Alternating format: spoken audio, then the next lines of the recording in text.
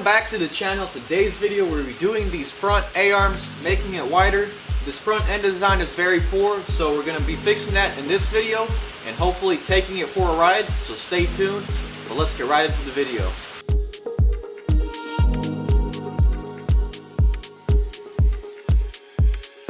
So these stock ball joints only give us 2.5 inches of travel.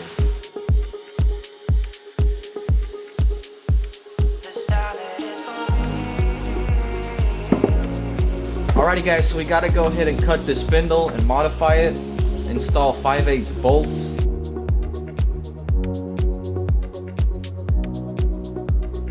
Luckily these 5/8 bolts just slide right in. So I'm gonna put some sleeves around here and weld them, and it will be something like that.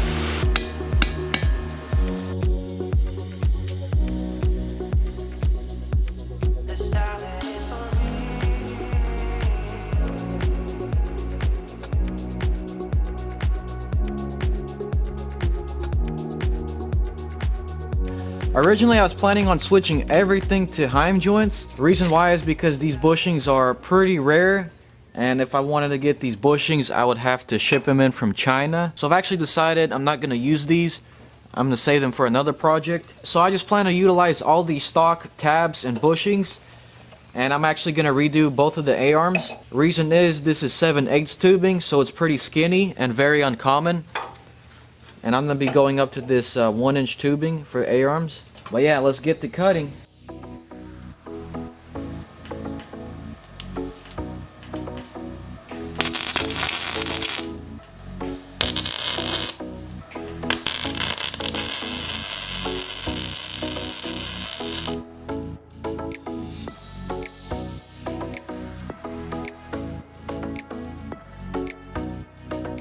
So I built a jig to hold my Heim joint in place. We're going to go ahead and cut that and then bridge from the Heim joint to the bushings. So from this hole to this hole is about a 4 to 5 inch difference, and you will be able to extend these out even more. I think this is going to be a perfect amount to where it's not going to poke too far past the rear wheels, and it's going to be able to give me good steering angle, and hopefully it will fit in a trailer. Didn't want to widen them too much because that's just going to give me a whole bunch of problems.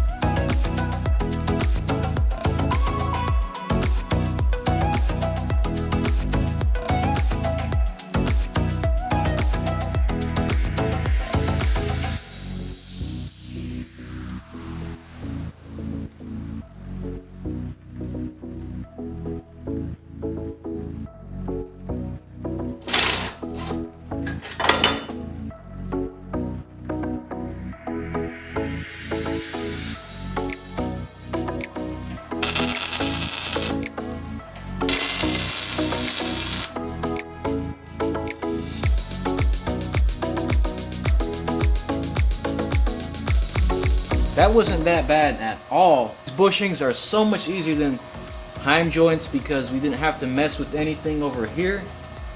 But yeah, sorry if the lighting's not too good, but we're gonna cut this bar off and have a little moment of truth.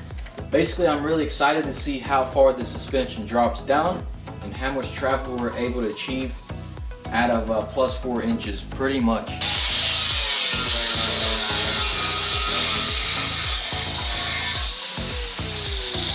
Wow, that is awesome. I mean, it doesn't drop down that much, but whatever. That's probably what, like 7-8 inches?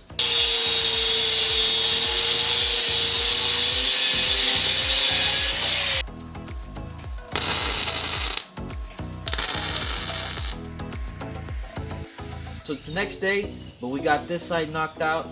Honestly, I was expecting a little bit more down travel, but this kingpin angle is limiting my down travel. It's around 13.5. Stock, it would probably go about this high. 23, that's almost 9 inches. We're probably only going to use about 5 to 6. Now unfortunately the Chinese didn't do such a good job of setting up the steering rack, and unfortunately we have a lot of bump steer. For those of you that have never heard of bump steer, it's basically as the suspension goes up, it changes steering angle. So in this case we have a lot of bump steer. Luckily, I think we can solve this by moving these pivot points inboard.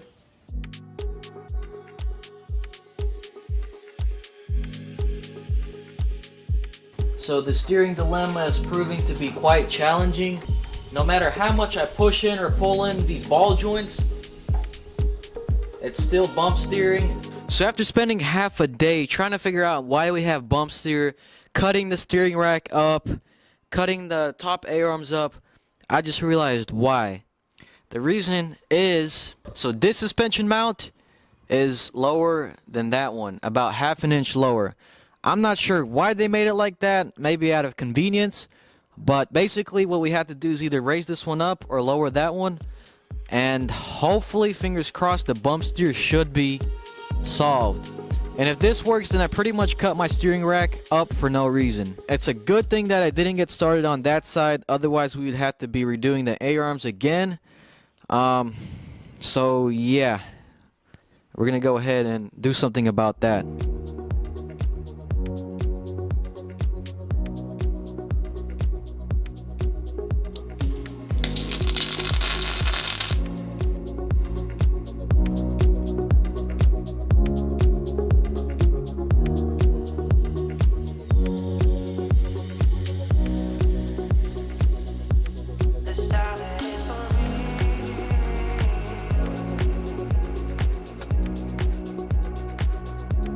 Alrighty guys, that is a huge victory.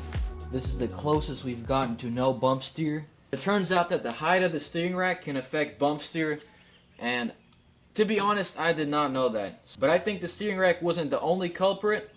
I think these A-arms were also a big part of it.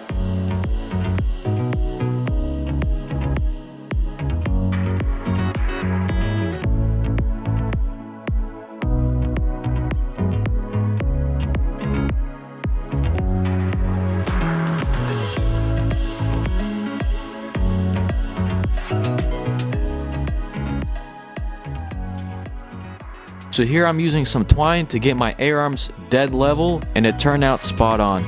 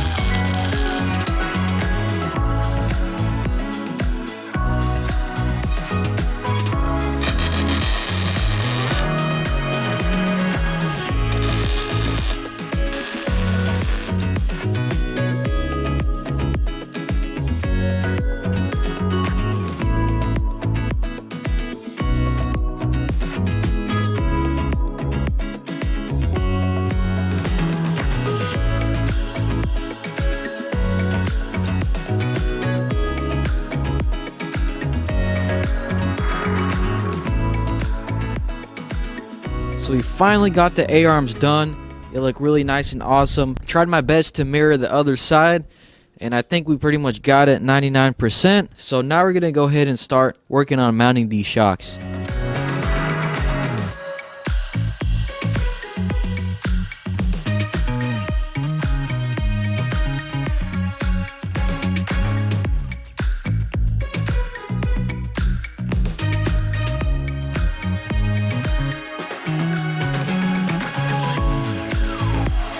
So yeah guys, that's 2 shocks per side, 4 in total. I know what you're thinking, isn't that kind of stupid and overcomplicated? Well no, it's actually not. So these are like Banshee shocks designed for 400 pounds. We're moving these shocks inboard for more travel, but it's gonna put twice or maybe 3 times the force on them. So that's why we had to do 2. But for 4 shocks you pay around $150, and that definitely beats spending $800+ on those King shocks.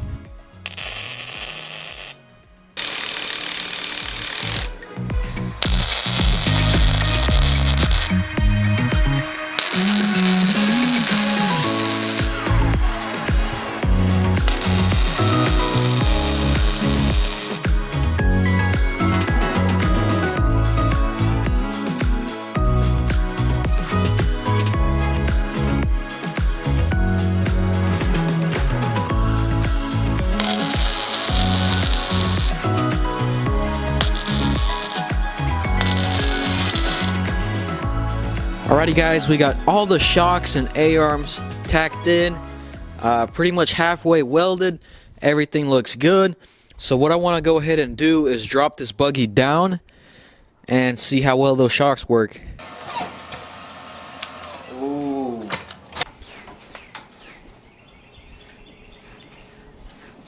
That is way too soft. Go ahead and adjust the preload on all 4 of these shocks. Move it down. A little longer than a few minutes later. Wow, there you go guys. I really love how that looks. Seems like I've eliminated 95% of all the bump steer, so I'm not really going to stress about that. So yeah, we're going to start welding this thing up. It is now Saturday, and hopefully we can take it for a ride tomorrow, because this took way longer than expected.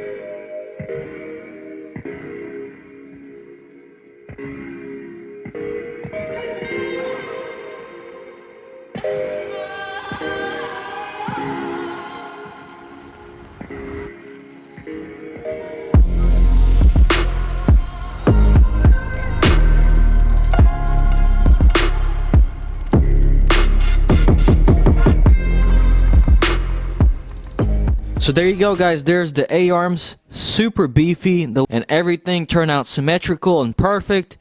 Alrighty guys, it's the next day, we got everything welded, all the A-arms and suspension pieces are on. I'm just really happy with how that looks, so we're going to go ahead and put the wheels on. And still got to do a few more things before we can take it for a little test drive. So be sure you guys stay tuned for that. So we got the suspension preloaded as much as it can go.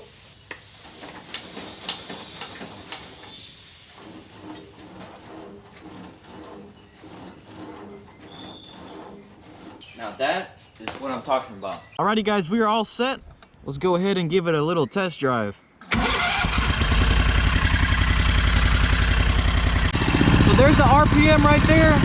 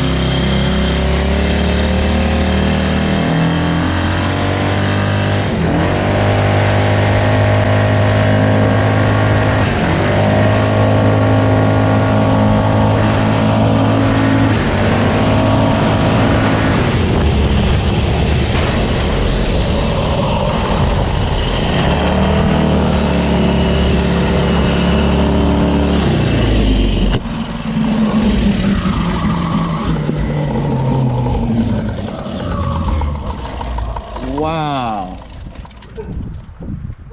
Yeah, I gotta definitely install a catch can. Wow guys, the capabilities of this buggy surprised me. Even with more weight on the front, this thing still does wheelies. That is crazy. I guess the better suspension really does help it out. I was going like 25 and I ran into the curb on purpose, and man, that suspension soaked all of it up. It seems to handle pretty good, not even close to bottoming out, so that's awesome. But yeah guys, who would have thought a Harbor Freight engine could be this epic? For all the people out there hating on Harbor Freight engines, there you go. What this engine just now did, I'm betting that with me in it, this rig weighs around 850 pounds, which is pretty crazy. And it amazes me what proper gearing can do, because the gearing really wakes this thing up. So guys, be sure to smash that like button if you enjoyed the video, drop a comment, and be sure to share this video with your friend so it gets seen by more people. That would really help me off and help me pay off this build. Big thanks to GoPowersports.com for providing the torque converter. It's wonderful. Go check it out in the description below. But yeah guys, this is just the beginning. I got lots of things coming, but be sure you guys tune into the next video. Stay tuned and God bless. Hey, there's our packages. Pretty cool, man. You want to hear it start? Yeah.